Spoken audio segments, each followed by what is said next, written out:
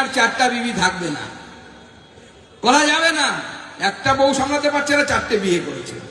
খাবি কি রে? জঙ্গি বানাচ্ছে, মাদ্রাসায় পাঠাচ্ছে, যা মাদ্রাসা পর। এটা চলতে পারে না। আমাদের সরকার সেই নিয়ম। আপনারা প্রত্যেকে এই বক্তব্য শুনলেন বিজেপির একজন নেতা সুকান্ত মজুমদার। ইনি বক্তব্য দিলেন। এই বক্তব্যের জবাব আমাদের দেওয়া প্রয়োজন এবং অনেকের শোনা প্রয়োজন। তাই প্রত্যেককে বলো ভিডিওটা বেশি শেয়ার, লাইক, সাবস্ক্রাইব অবশ্যই করবেন। প্রত্যেক ধরনের মানুষের শোনা প্রয়োজন।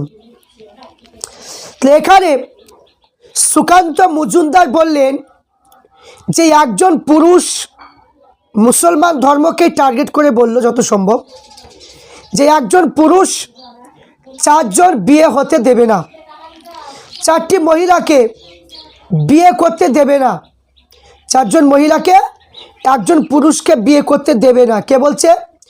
সুকান্ত মজুমদার। তাহলে এটা কি নেতার একটা কথা? আপনারা বলেন, এটা কি নেতার একটা বক্তব্য?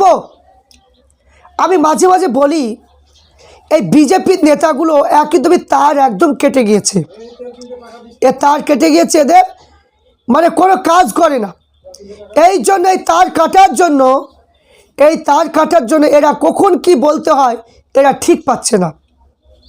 তাই বিজেপির যে সমস্ত নেতাগুলো এরা অটোমেটিক এরা তার কেটে গিয়েছে। তো আজকে বলছে একজন মুসলমান 4 জন মহিলাকে বিয়ে করতে পারবে না। তাহলে এটা কি কোনো যুক্তির কথা হলো?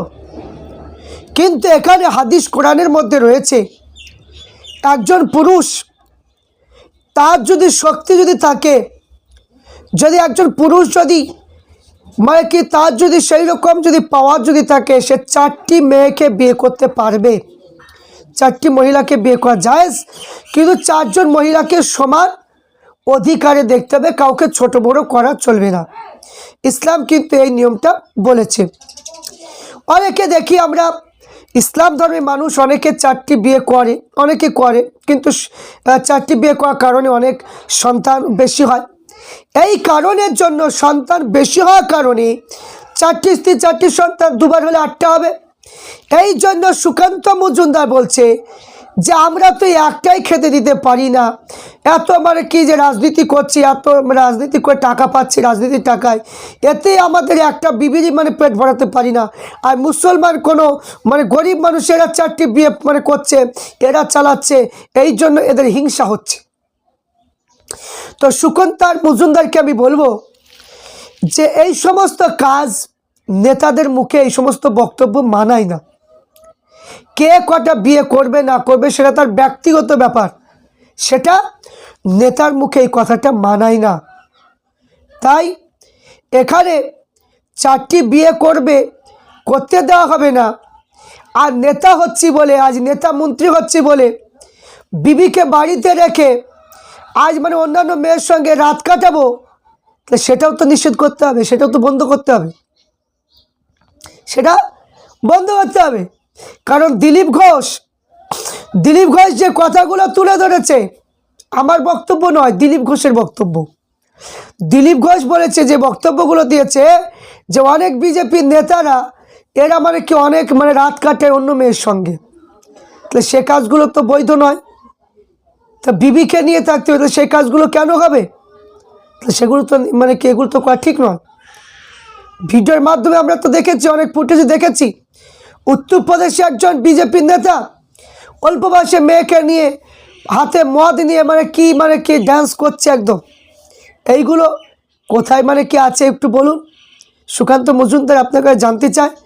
এই নিয়মগুলো কোন জায়গায় কোন বিধানে লেখা আছে, আপনার মানে কি আপনার বিজেপি কোন দলের কোন মানে কিতাবে লেখা আছে, একটু প্রমাণ দেন।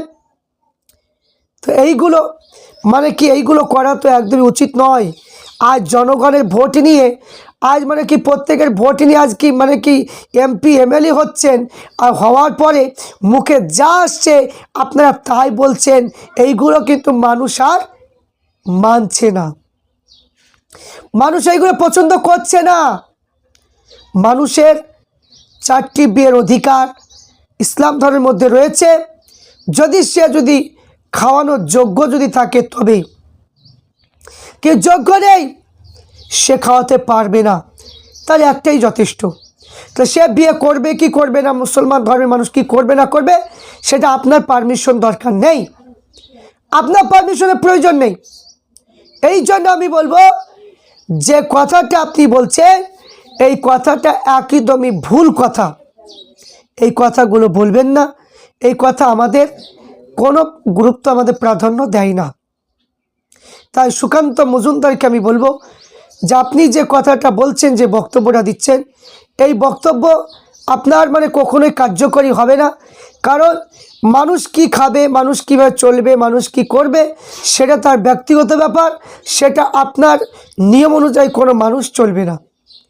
আশা রাখছি বুঝতে পেরেছেন। প্রত্যেক জাতি ধর্ম বর্ণ নির্বিশেষে প্রত্যেক মানুষকে বলবো, এই সমস্ত নেতাদের কারণে বিভিন্ন রকম ফেতনা হচ্ছে। এরা না দিতে পারছে কোনো মানুষের কাজ, না দিতে পারছে কোনো মানুষের চাকরি, না দিতে পারছে কোনো মানুষের রাস্তাঘাট, না দিচ্ছে কোনো মানুষের গরিব মানুষের ঘর বাড়ি, কোনো কিছু নেই। শুধু এদের বিভিন্ন রকমের ফতুয়া। শুধু আমরা কি নেতা করতে দিয়েছি শুধু ফতুয়া শোনার জন্য, না মানুষের কাজ করার জন্য?